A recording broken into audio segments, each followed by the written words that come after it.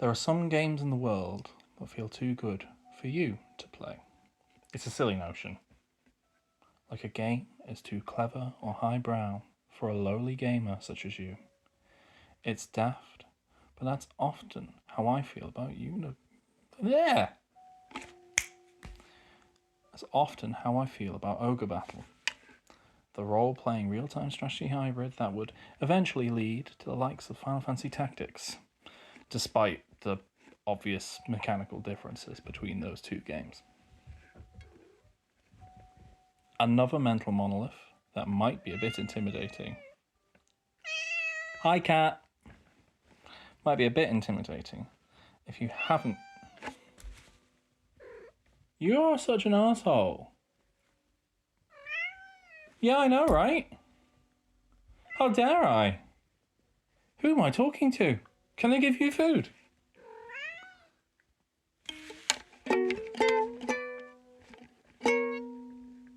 Well, this was going to be just like a beat for beat. Meow!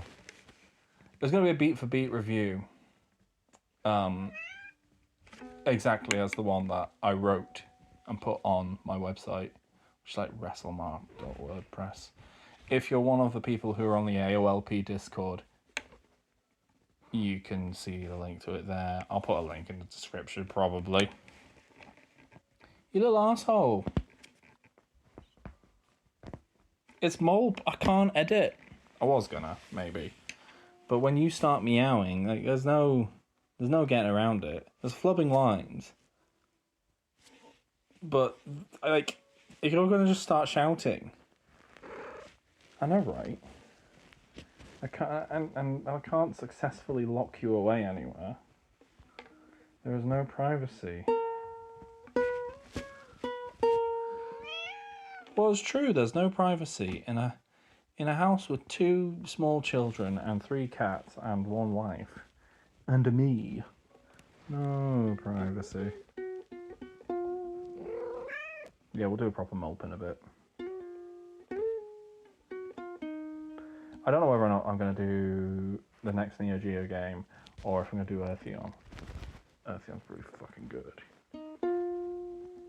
Anyway, let's talk about Unicorn Overlord.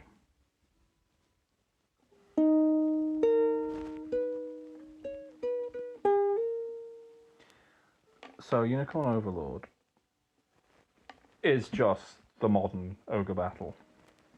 If you played Ogre Battle or Ogre Battle 64, or the Ogre Battle that was on the Neo Geo Pocket Color, you know what it is. It's real-time strategy with pause, but it's an RPG, very heavily an RPG game. Now, Ogre Battle, at least the one on the Super Nintendo that was ported to all sorts. It wasn't even on Super Nintendo, it was on Super Famicom. Oh no, there was a. I'm pretty sure there was an American version of the SNES one, but I don't think any of the other ports made it.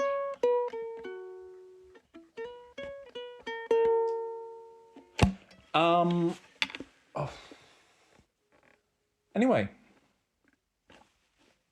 point being is that Ogre Battle March with the White Queen is very, very particular about what you do. Like, everything is logged, there's so many variables, and it affects your storyline, it affects how good units are for you, and like it logs if you needlessly attack weak enemies or if you kill people who are retreating, things like that.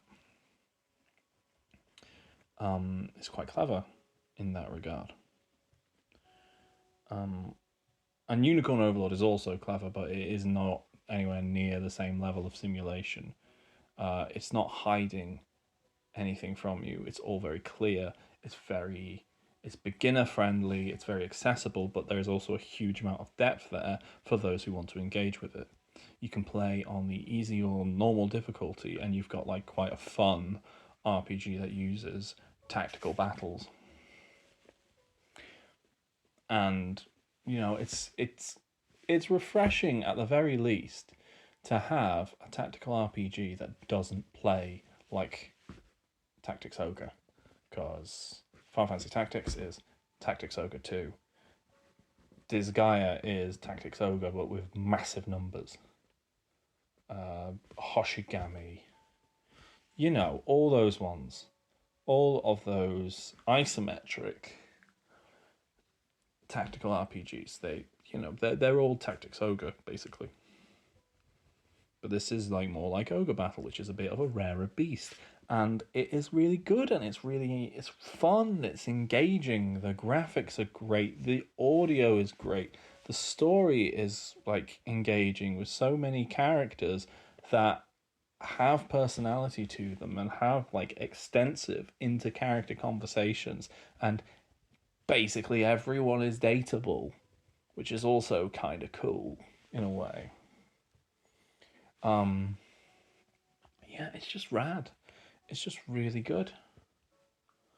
The battle system, like it has real time with pause, and then actually in the battles, like you set how they behave and set their formations, and just doing things like shuffling around where people stand in the party make a huge difference.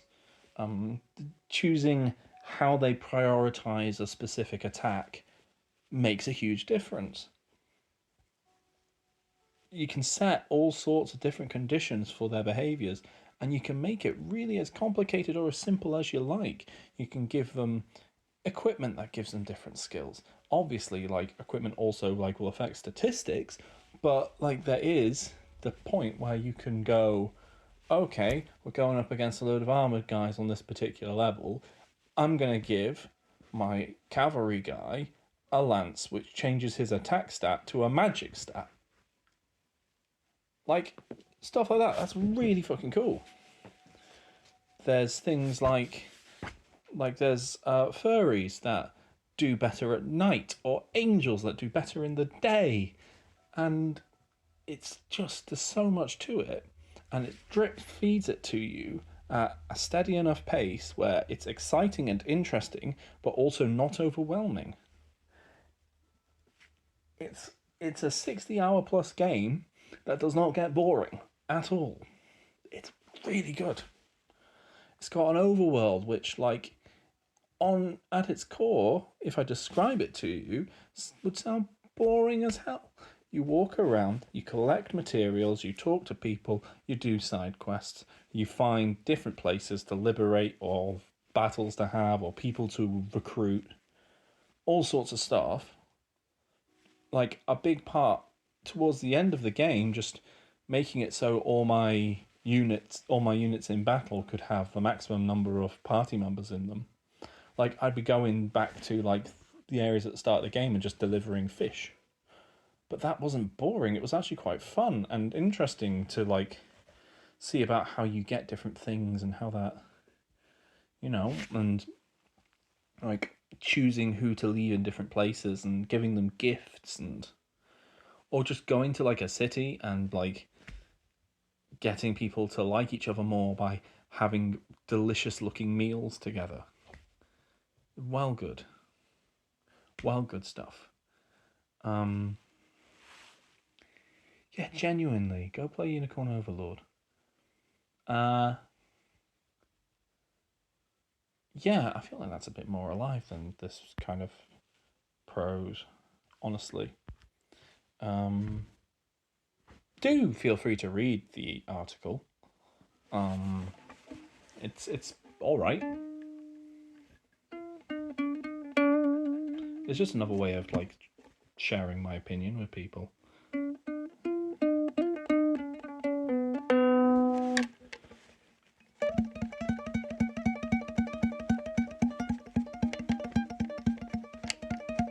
Can you tell my acoustics aren't in a state to be played?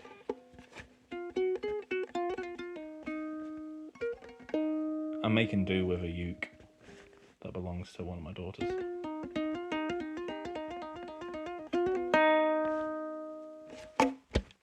But it does the job.